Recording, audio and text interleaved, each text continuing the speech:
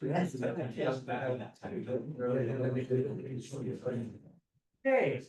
good evening, everyone, and welcome to what has become the penultimate lecture or seminar in King's Maritime History Seminar Series organized by the British Commission for Maritime History. This is a series, as you know, it's grateful to the support of the Society for Nautical Research and Lloyd's Register, and to our hosts who are all around you, the Laws and Naval History Unit, the Sir Michael Howard Center for the History of War, the School of Security Studies, who do the communications and help out emergencies, and the departments. Anyway, everybody makes you welcome, and we're grateful to all of our support and to yours. So thanks for coming out in numbers as usual. It's a pleasure tonight to introduce Dr. Chris Ellmers, who was the founding director, and I want to make sure I get this right, of the London Museum Docklands. Amongst many tribulations, yes, that's true. Tribulations, right, and successes and achievements, as well, president and current chairman of the Docklands History Group. Now, since then, it's now the Thames and Docklands History Group. Oh, all right, okay, well, apologies. No, you would have known that. No, keep up. And has written and lectured on all sorts of things, working on the West India docks in the 19th century, but is going to talk to us about something very particular, right, which is the Bombay Grab, which I know very little bit about, and so I'm certainly looking forward to it. I'm sure everyone else is. So it's without collective thanks that I hand over to Thank you. And I will just make this more suitable for the people online. If I didn't write it into the thing, but if you are online, if you're listening at home and there's a problem, write to me at my email address. I'll have to put it in, won't I? Because we've had some problems, and people have. That did not merit a chuckle from the audience. There hasn't been a huge problem for a long time, but just to be safe, please let me know if anything's going wrong at home. I apologize to you. I should have done this before. To everyone, right? So that's that, and you can type your questions at home in there as well. And so back to our thanks, and back to handing over to you, Chris. So as you go, well, thank you for having me. As I say, I never do radio program here nowadays, but thank you. Right, subject of my talk tonight is the Bombay Grab, and there was a little bit of reimagining the Bombay Grab, because when I first started looking at this little maritime creature, so to speak, there was hardly any information on it. I got involved in it in about 2019, when I was commissioned. So I've spent quite a lot of time since I left the Museum of London Docklands, formally. I must still go there regularly. Then about 2005, really. I started in quite a lot of commissions for detailing ship models to have built, usually for either wealthy individuals or more particularly for museums. I worked on some of those, not all of them, but some of them, with a ship model making company called Premier Ship Models. Not a plug for them, but they're a very nice outfit. But they're really used to making sort of middle market sort of models.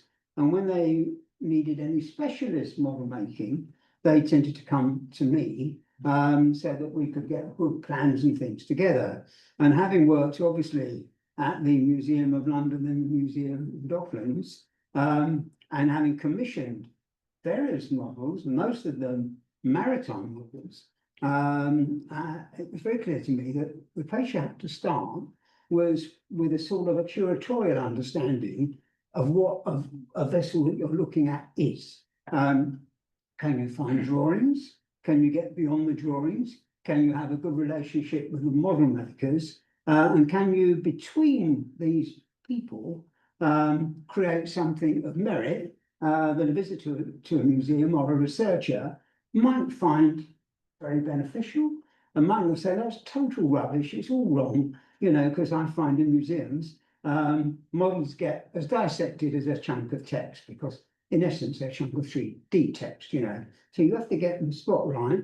I'm also a little bit, in a nice way, a little bit anal. I don't like getting things wrong. So I do put a lot of time and energy into trying to get things right. So in 2019, they came to me, Premiership Models, and said, well, we've been commissioned to build a whole series of models for this new museum in Oman called Oman Across the Ages Museum in Nizwa, which is in the desert.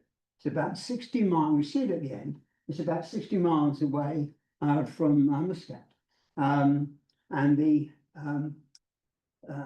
then Sultan, which is a bit of his pet project, it's not just a maritime museum, it's 1,000 years of Omani history.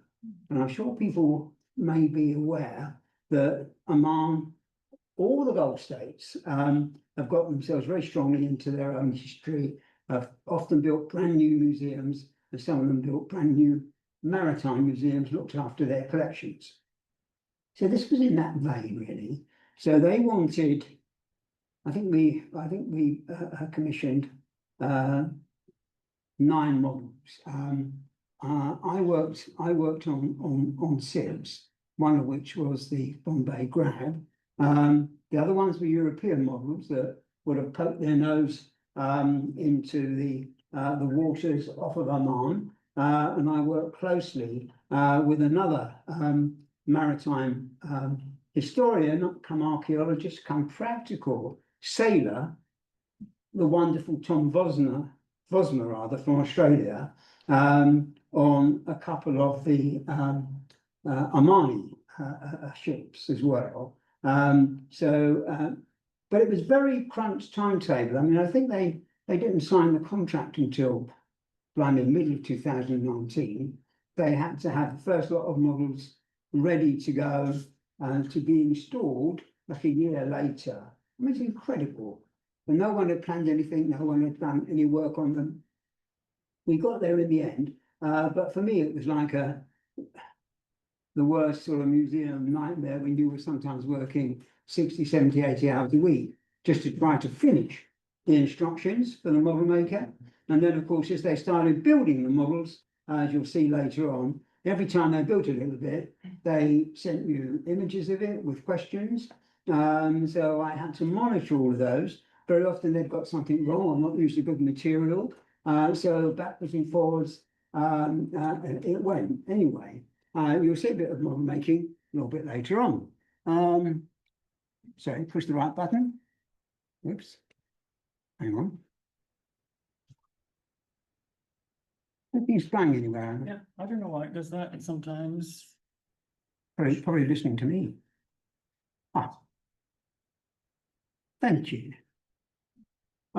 This is a general, obviously very, very modern plan. Is there a pointer on? No. So don't worry. On this slide, because it captures some of the areas that we're going to be talking about. I mean, my talk is primarily about the vessel and a bit about the modern making, not so much about their history, but how much of it, but not about their detailed use really. But these vessels were mostly built along different parts of the western coast of course, India. So in Surat, Bombay and in Cochin, and quite a bit of that territory becomes Maratha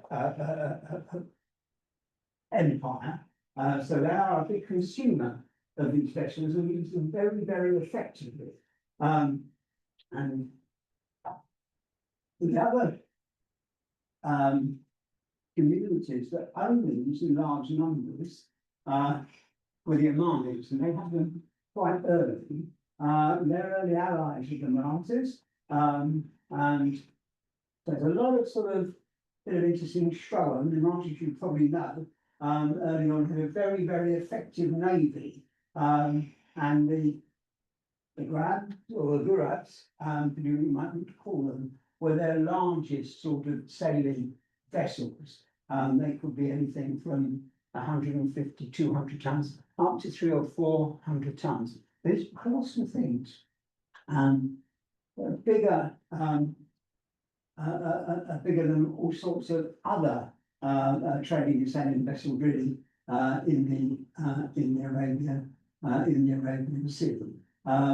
So in Muscat, in Oman, Muscat was a great port for these things. And later on, we'll see that some of the trading versions of these ships, they came in two varieties.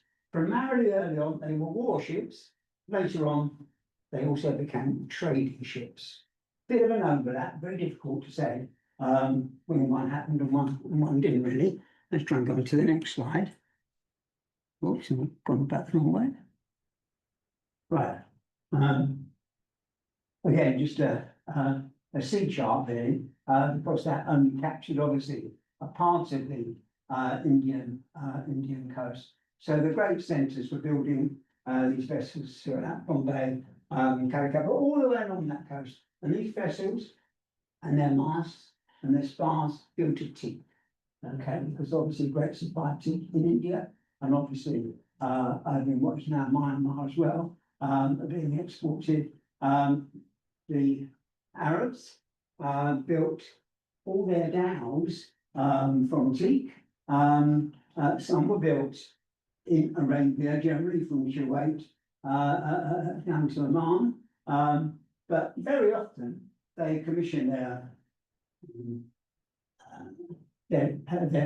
dhows from this part of the coast here. And very often it's quite difficult to work out any really major design differences between the two.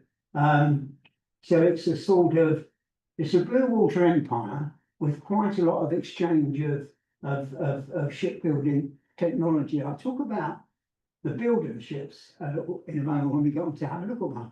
I just wanted this to give you a little bit of an idea. Now, as well as the Omanis, as well as the Marathas, I mean the other great people, or group rather, that own significant numbers of grabs was the English East India Company. So they commissioned these vessels and used them extensively. So very often you find that they are battling each other. The politics is very complicated, with Marathas falling out with each other, with the navy subdividing, not like in very many others. But generally, the Marathas sort of empire, when it was one, sort of rattled the cages of the English East India Company, the Dutch and the Portuguese in the Arabian Sea. And these were great sort of vehicles for that rattling, really. Oops, well, we'll go the right way. This is a later 1905 chart, really. By this time, of course, everything is coming up to the Red Sea, to the Suez Canal. But 100 years earlier, most of these lines were coming up there, coming around the coast, coming down from Africa. They're very different sort of trading arrangement. And the Omanis, of course, have Zanzibar. They have their empire in East Africa, and it's a huge trading empire for them. Let me go on to the next one, the right way.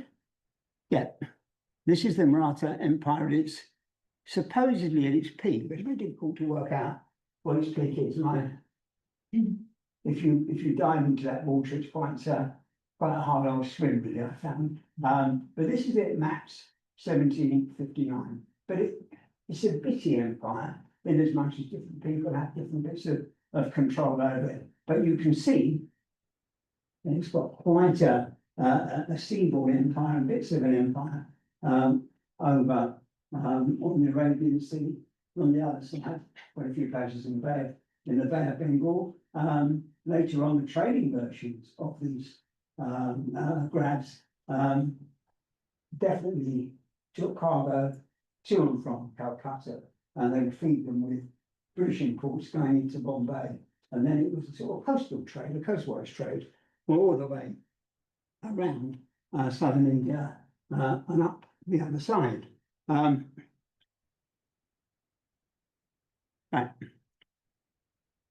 And this is a great Shivaji. I'm not quite too sure how to pronounce it, but really the first sort of leader of the Maratha state and a great sort of admiral.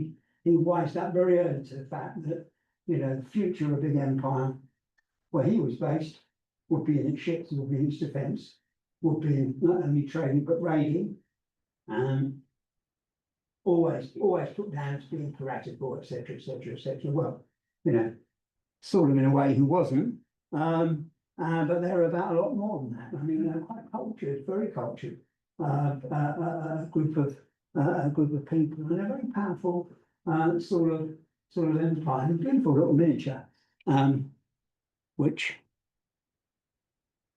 but I think this little map dates to perhaps the beginning of his initial kingdoms before it spreads red-wise, we've seen in the earlier illustrations.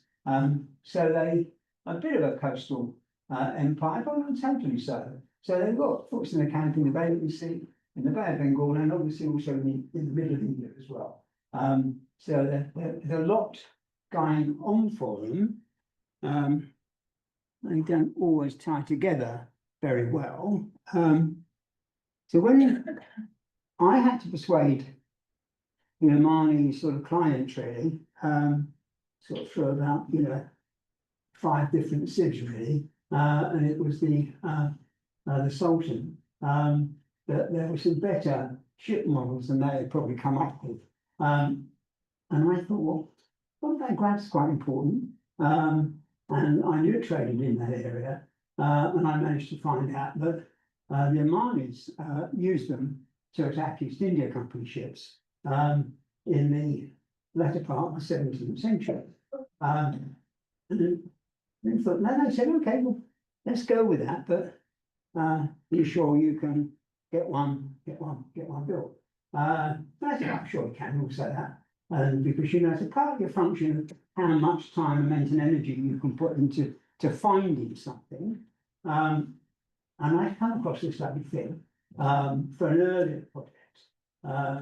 This was, and I think still is in Pune, which was on the edge of the Maratha sort of empire. And it shows the range of vessels in their fleet. And this is late 18th century. Okay, I'm guessing it might be 1770s. It's not dated, but it's beautifully illustrated in 2 Maratha languages, and it's interesting for all sorts of reasons because it's got grabs in it, and it's got smaller vessels like gallivets and other small craft, but just pointing quickly, that's a grab or a gurab. That's a grab, a gurab. That's a grab or a gurab. That's a grab or a gurab, and that's another one. So they're the big boats on there, and if you have a look, this one is a captured British ship, okay, British warship. So they captured Dutch ships, they captured British ships, they learnt a lot from them, and they used the weaponry from them, and they used them themselves. And why not? The orange flags are the Maratha sort of national flag, so that dark sort of maroony orange colour is their colour. But if you look at that, what I've just pointed out to you, there's a bit of an obvious difference between a craft and the other smaller vessels that they would use. Anybody spot the obvious one? Especially. There's where it does. Yeah, exactly. So the European route, right? So the European route, and we've seen a moment that certainly they probably had European routes from quite early on.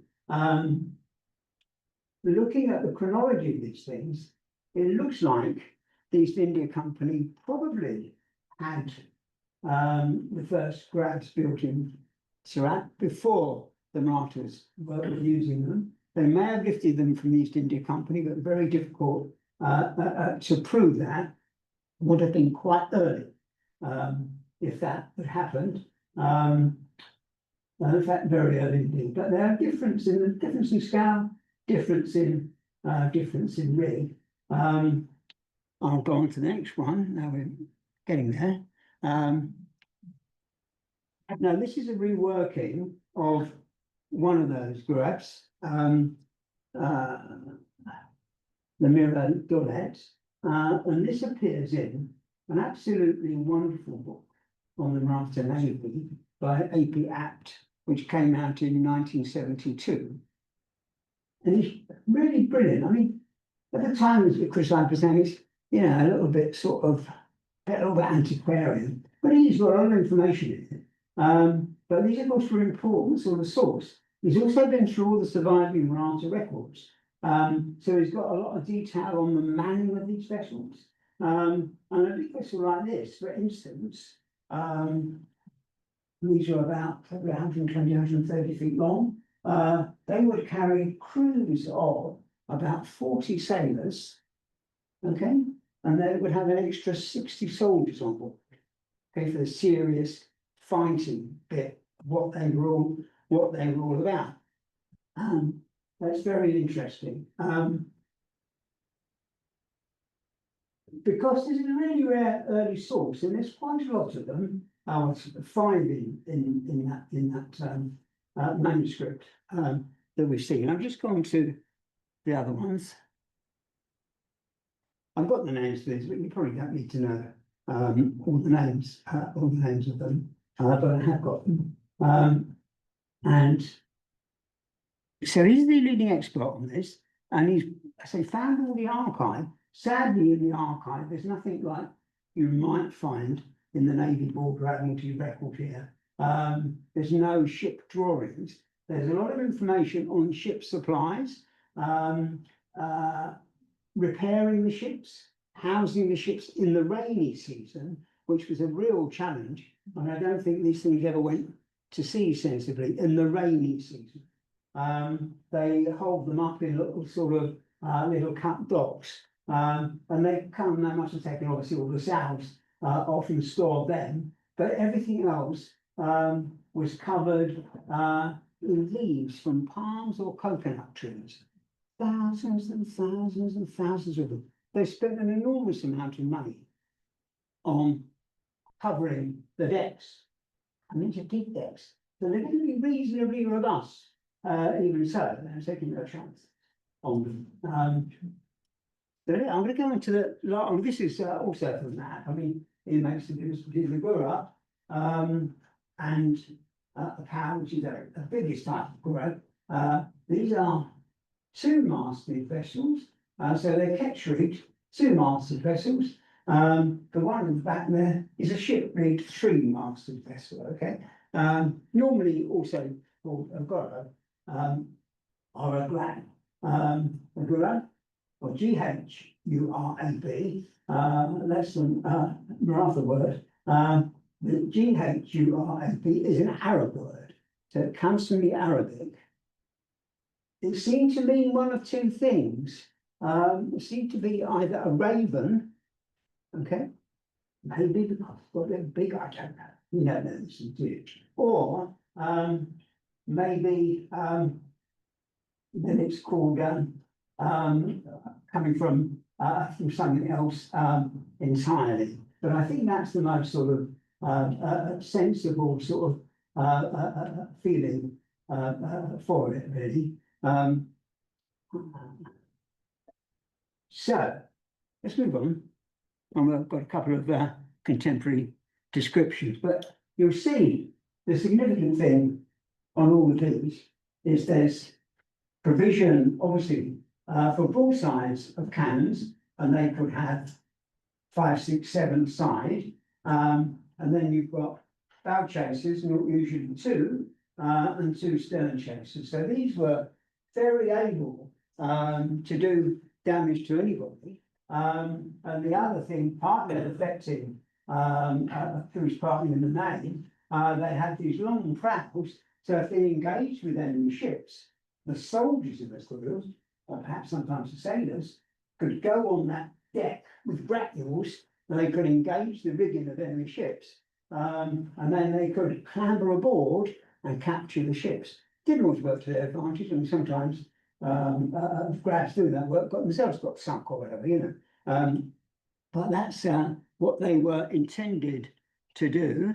Another one there. There's slight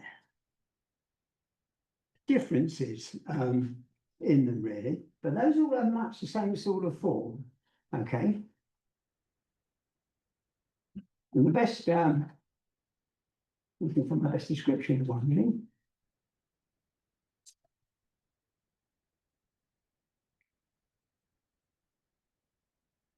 Yeah. This is one but from Richard Orme, that worked for the East India Company between 1743 and 1760. This is an East India Company, Bombay Grab, which is a bit of a strange beast, but it fits the description fairly well. You see, generally, it looks quite like the larger of the grabs that we saw earlier in its functionality, a pointy prow, full size of guns. You can't see guns in the stern lights there, and you can't see any in the forecastle. They probably were, but maybe they weren't, because this beast carries a huge bowsprit, right? So she's not going to be a good vessel to engage by grabbing another ship, per se. You can't do anything with this thing. I mean, you know, hoisting it in a battle will be a real challenge. But the key difference, and I leave that bit off out of the memory for a moment. It does have an appearance actual, but not like that. But here, there's a forecastle, and in these forecastles usually is where they had the decks, sorry, the guns, the 2 big fork chasing guns in there, and they would have a clear line of fire over the prow of the ship. So I was like poking around on this, and I think, well, how do you lock it all together? So this chap called Richard Orme, I just mentioned, who worked for the East India Company 20 years in the middle years of the 18th century. So he's seen these things, and he said the grabs have rarely more than 2 masts, although some have 3, and are about 300 tons. But the 2-masted grabs are not more than 150. They're built to draw very little water, being very broad in proportion to their length, narrowing, however, from the middle to the bows, where they have a prow projecting like that of a Mediterranean galley. Okay, some other people have said that perhaps the Gurab means galley, but I don't think that's very convincing. And covered with a strong deck, level with the main deck of the vessel, from which, however, is separated by a bulkhead which terminates the forecastle. This construction subjects the grab to pitch violently when sailing against the head sea. The deck of the prow is not enclosed with sides as the rest of the vessels, but remains bare, so that water which dashes upon it may pass off without interception. On the main deck, under the forecastle, are mounted 2 pieces of cannon, 9 or 12 pounders, which point forward through the portholes of the bulkhead and fire over the prow. The cannon on the broadside are from 6 to 9 pounds. Okay. Usually, your bigger guns would be the 2 foreign guns. Okay, they might be 9 or 12 cannons.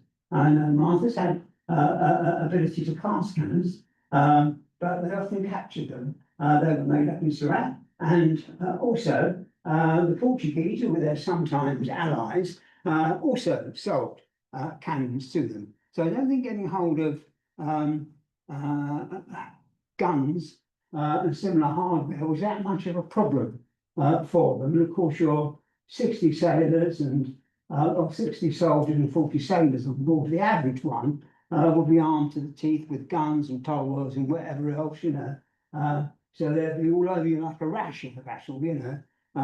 And people are a little bit terrified of these things. So one thing is quite clever, but he's not mentioning any guns at the stern.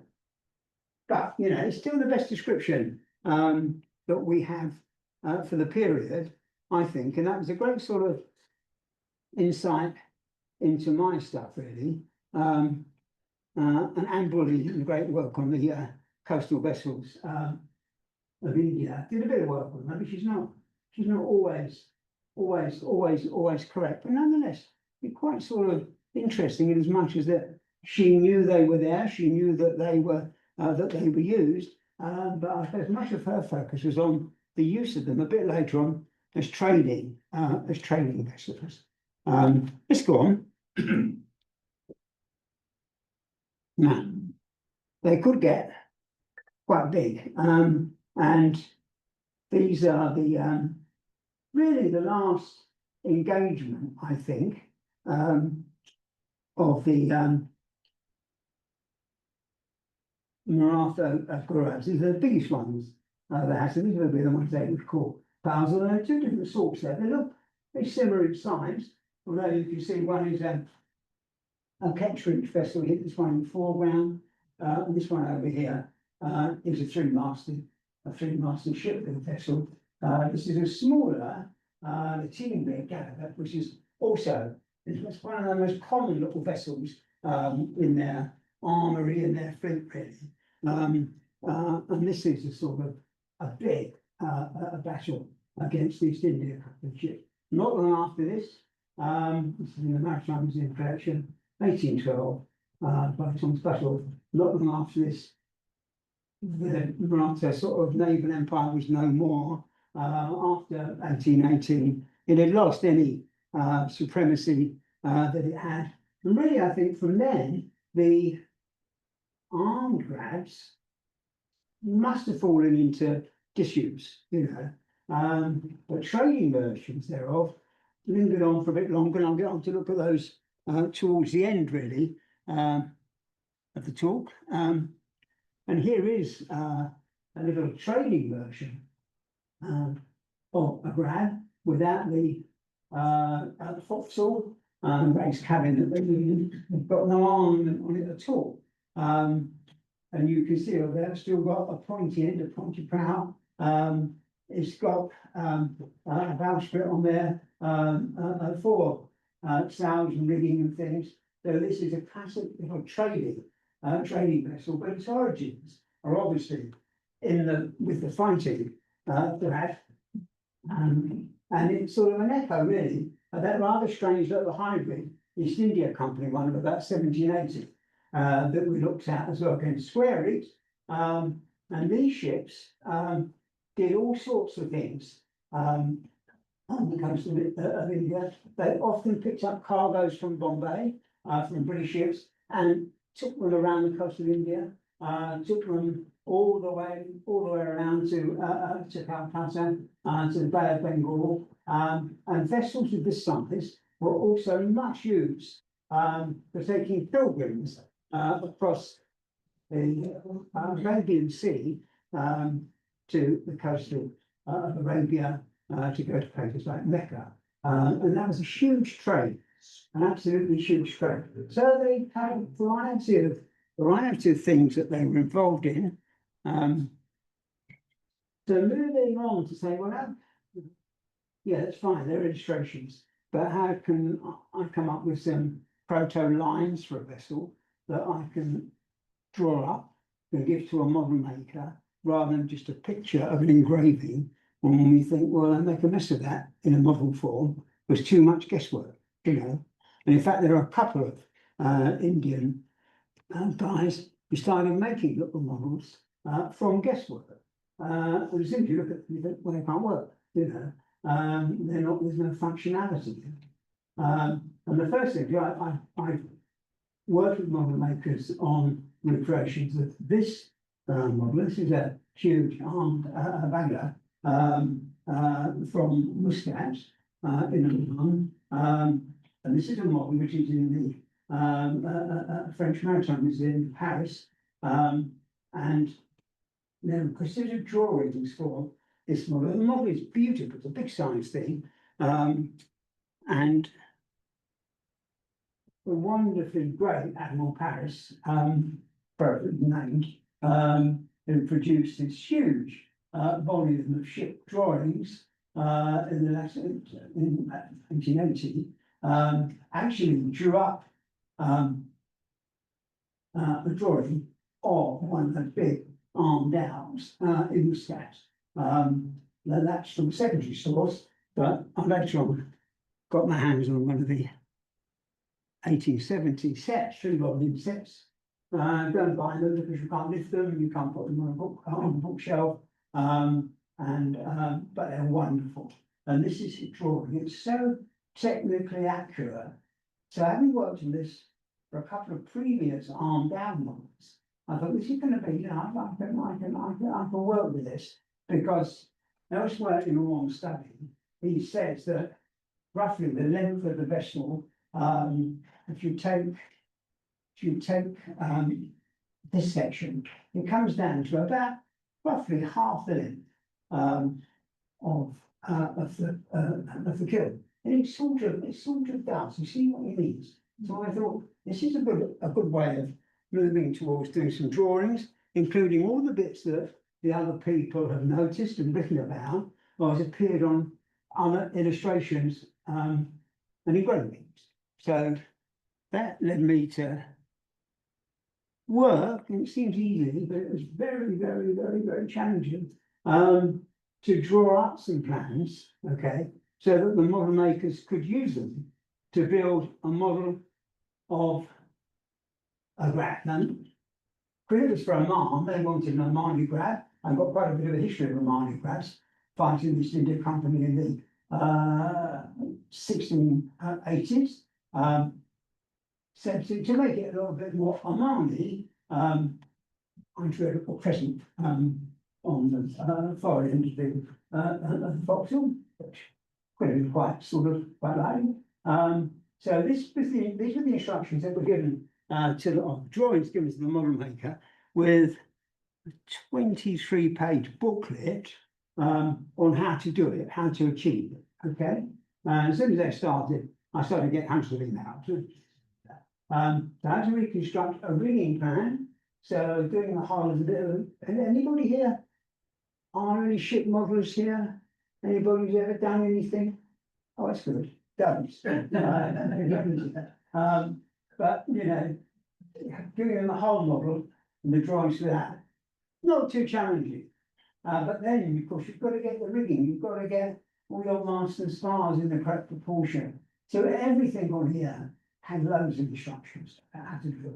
So I guess this is the second bit of the drawing challenge, really. So they look simple, but hundreds of hours, really. And this is a little sketch, and the other ones I've got much better drawings of, but these reproduce easier. This is my little view of the stern of an Omani grab, really, same as the Bombay Grab. But I just decorated it with a crescent star, another Islamic sort of symbol, and they had lots and lots of other visual stuff for putting nice engravings and carvings around that stern. And I think that was taking us to perhaps 95% of accuracy of what an Omani grab might have been like, you know. You'll have to judge for yourself, because you'll see some pictures of them in a minute. So, you know, every little thing, they would say, the models were built in Mauritius, and then somebody would say, okay, well, what does that little present you draw? You know, so you go off and you find a present, you know. So they then get this replicated, and it goes eventually on the model. Now, the thing is, what they didn't understand was what's the arrangement under the forecastle, where you've got your two bow chaser bands. Well, the obvious area to look, I knew this model very well. This is a mid-18th century model of a Maltese galley, the National Maritime Museum collection. It's now on loan to the St John's Gate Museum. It's a beautiful, huge model. And I've got drawings of galleys as well, all down more recent reconstructions. So I mean, this is the working bit of a galley, really.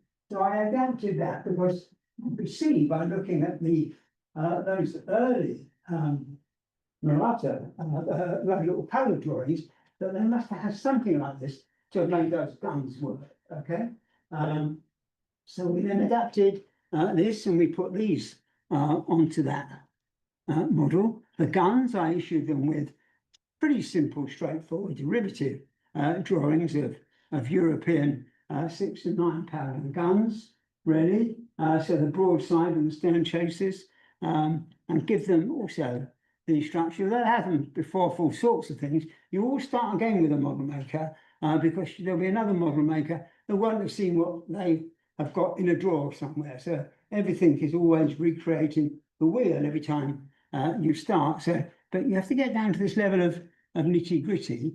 Anyway, after many months, and they were building sort of like 8 other models at the same time. So, you know, and some of the model makers had ended up with split personalities because they might have been working on 3 different models on a day. They might be working on 5 different models in the course of a week. And they were, you know, sending me all these illustrations, all these requests for information. I was sending them back all my monitoring reports, telling them how to do this. It's amazing, really, how it got made so well in the end. And I say, it was only just over a year that these models, so this is the sort of the proud end, really.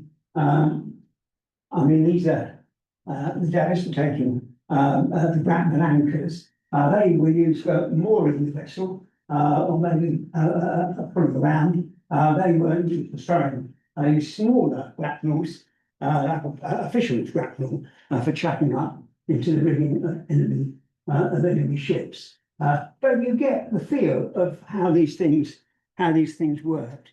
But that's what we had to do to try and make it that if this vessel, well, it's about that size, if it could be grown to about 130 feet with the right amount of ballast in it, it could go to sea, you know. It could attack an East India Company ship. Would you be so lucky? So,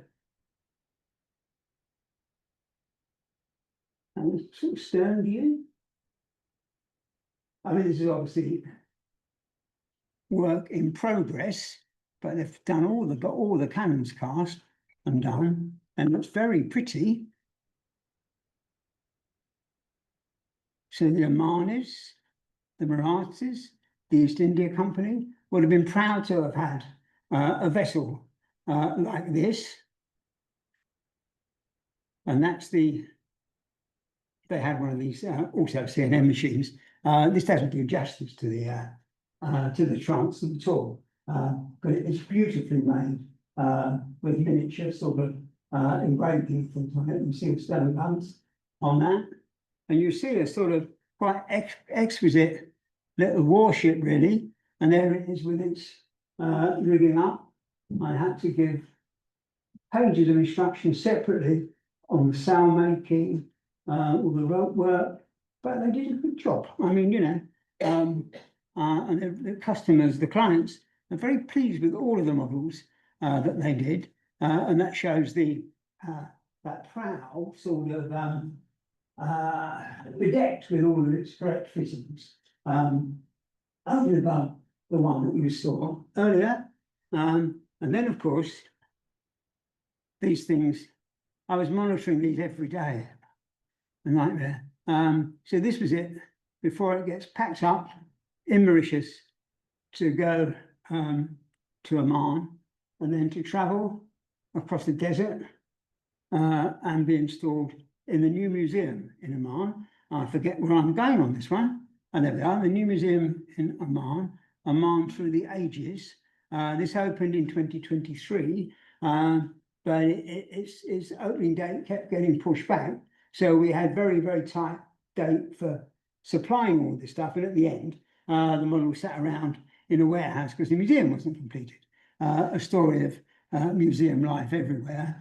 That's the late Sultan officiating at one of the first phases of the museum, and that's the current Sultan inside the museum, looking at some of the larger European models that I also did all this similar level of work for. That was far more difficult, really.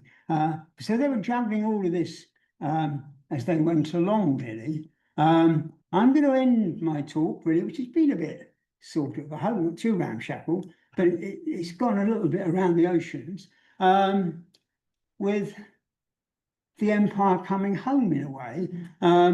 This is a pub in Bow High Street, Bromley, by Bow High Street, and it's called the Bombay Grab. Okay, and I used to go to the descendant of this because this one was demolished in 1933, I think.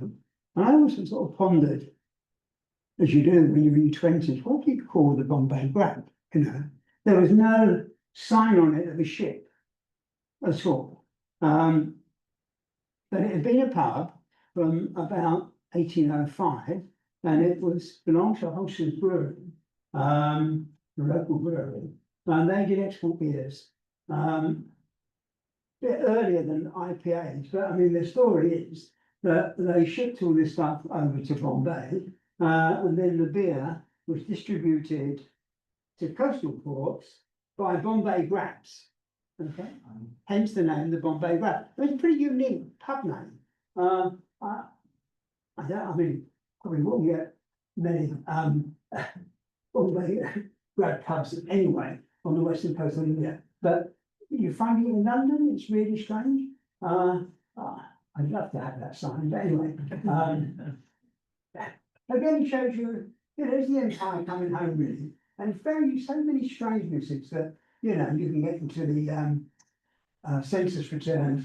You can get everybody there who worked in this pub from 1841 onwards, and this is 1899. C.P. Hands was an Austrian who came to London and became a publican. I mean, why not? You know what I mean? Why not? I mean, it's a wonderful story. I'd love to go in that pub. I mean, just it's one of the barmen or maybe a cellarman in his leather apron and he's leaning back, he's just moving a bit, superb. Newspaper shops next door, go out, get your fags, get your tobacco, get whatever you want, That was it. This was the 1930s. The pub moved about 30 metres. It was pulled down, the old one, in 1933. And this pub was built, a bit of a dive, and it had a pub sign, but kept calling it the Bombay Grab. But I'm not sure, I can't quite see whether that is a grab on that sign, and I can't find a better photograph. So that has to be a mental work in progress. But for ages, you can see this from the little fly over there, and shouting out to everybody, "We are the Bombay Grab." It closed about 1995, and was derelict. But it's the end to a fairly, I find, interesting story. I hope you had. At the end of the 1990s, a bit after that, it was sold. This is derelict state, and it's become the Bow Muslim Cultural Centre, which incorporates a little mosque as well. So it's a double bit of the empire rising home with it. I mean, because we know that Grabs sell round to Bengal. After the big warships finished their time, at the end of the Napoleonic Wars or whatever, we know that the trading Grabs continue to. I've tracked hundreds of them down in the Indian newspapers, but they seem all of them to have come out of trade or presumably been broken up sometime in the early 1860s. So there's quite a few in 1860, none in 1865, none that you've noticed. Why is that? One day, if I have a lot of time on my hands, I'll try to find out. But so we've been all over the place. If you want to ask me any questions, have a go. I'll have a go at answering them. Hope they're not going to be too complicated, because I'll be forced to try to answer them. Okay, thank you.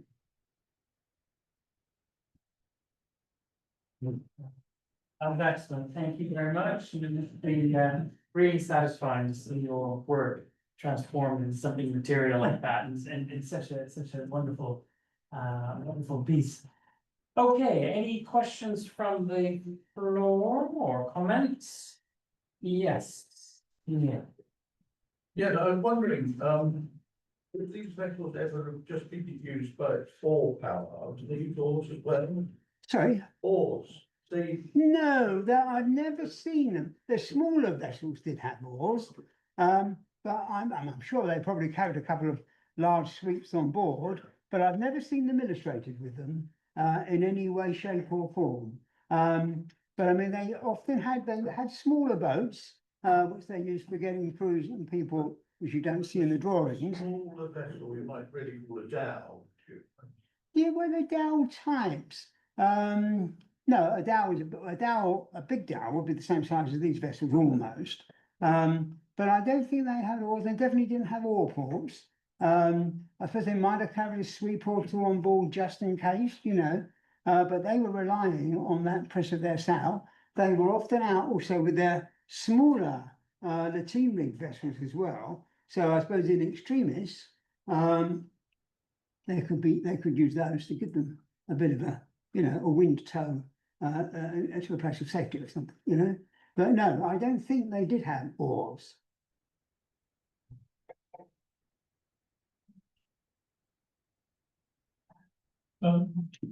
I know for about building wooden ships, you need big trees. Do they have many big trees where they were building these? Because some of them had really quite tall masts. They did, yeah. I mean, it would often be, I mean, I think there was forests, huge forests in the south near Cochin. And of course, they also got tea from what is now Burma, and huge amounts of timber. I mean, there's references to the Arabs in the 1780s buying their grabs and their dhows from Cochin, and all of their teak that they needed for their own, because they also built ships, you know, there as well, for their own shipbuilding and repair, and it was all brought over. So I mean, they must have, how did they carry all this stuff over, you know? But no, huge industry, and they were the, you know, there was very little that they couldn't do by way of building a whole of different sized vessels and ships, you know, big clinker built nailed vessels, you know. Carvel built nailed vessels, I would say. These are all very much English tradition, you know. You say the English, the East India Company used them or had them built? They probably used them earlier than anybody else, as far as I can tell. Yeah, but how many, like, how? Well, I think through its time, I think at any one point of time, the because they were big investments, I think the maximum that the Maratha fleet had was probably 10 or 11. The East India Company perhaps max at any one time was about 7 or 8, but they've probably got 15, 20 plus across a number of years, mainly in the earlier parts of its history. So they're quite common in the latter part of the 17th century, early part of the 18th century, but then they're focusing more on big beasts. Yeah. Okay. Hi, can I ask, do you sail? No, I have done, but I don't. I'm thinking about the effect of that extended bowsprit, because it would have the effect of lowering the sail plan, which might suit the local conditions better. Dhows and the like are not invented for nothing. So if you had winds which were perhaps more localized, would that catch the wind better than something with a high aspect ratio rig that we would expect to see today on today's technological boats? Yeah, I think it's probably likely. I mean, because they are it's safely deep in the water, but I mean, they've got a lot of sort of top hamper stuff on them, you know what I mean? I mean, incredible, they kind of incredible pressure sail, very, very, I mean, just those giant masts are wind catchers as well, you You know. haven't actually shown us the keel. Only in the section on the drawing, Yeah, yeah, so was there oh, yeah. Oh, yeah, I think a keel would have been quite like a dowel keel, yeah, quite substantial chunk of a? teak. Yeah. Scarfed together where they couldn't get quite that, or maybe they wanted to strengthen it. And they definitely use bolts for that purpose, you know, yeah, Okay, thank you. yeah, but I'm not sure. Well, because obviously nobody left now with, I mean, Tom Bosman had a look at all these things, and he thought that they were viable sailing craft from the drawings and from the models. And he has sailed the Jewel of Muscat, this medieval recreation, the real thing, and it's sailed from Muscat to the Far East. So he's the only person I could think which will be experienced beyond the drawing of it and how it might work. And say, I've got to see this, you know. Thank you. You talked about them acquiring cannon by buying them or by occasion capturing Yeah. moving cannon from one vessel into the grabs. Did they have the capability to make cannon locally? They did, I think they did. They did. When did that come along and where was it? Do you know? I don't know. I have to go back to App's book really, but I don't remember having seen when that date of that was. I mean, given the fact they've got these giant armoured vessels, I'm guessing it might have been relatively early. I mean, casting an iron cannon is no easy task. Well, at the time, I'm wondering whether they had the technology anywhere on the Indian mainland. Well, they had the technology for casting iron, then the technology of making a cannon is fairly straightforward-ish. And if they weren't bothered that much about turning the cannons really 100% neat on the bore, so you're not going to bother about having a giant, you know, horizontal lathe to do that, or vertical lathe to do that work for you, and you've got a couple of guys getting inside it and, you know, make it smooth as possible. Smooth bore cannon. I think they would have done. Just wondering what, obviously they were teak, so long lasting. Yeah. But what sort of life expectancy did they have? And also what sort of infrastructure, port infrastructure did they have for maintenance? Well, I think, if you get a moment, have a look at App's book on the Maharatha Navy, because he's used all the available records there. So he's got account books for the time that some of these vessels spent in. I think there must have been little simple cut slip docks, do you know what I mean? Where you could beach the ship, you know, as best you could. But yes, they did spend time. They were repaired. They were well looked after. So in terms of how long did they last? I don't know. I mean, you would expect that they had a life of 20, 30 years plus, possibly, you know. What happened to them afterwards? Did the smaller ones become simply trading vessels, you know? Were they modified, you know? Were the forecastles taken off, you know? Were the gun ports secured up, you know, blocked up? There's a lot more work to do. I think I've seen two, okay, now three questions. Did you have one? Sorry, did you go? Yeah. Just on a practical note, how easy is it to get to the new museum with that? I've not been there, sadly. I mean, I had the opportunity to go when it was being fitted out.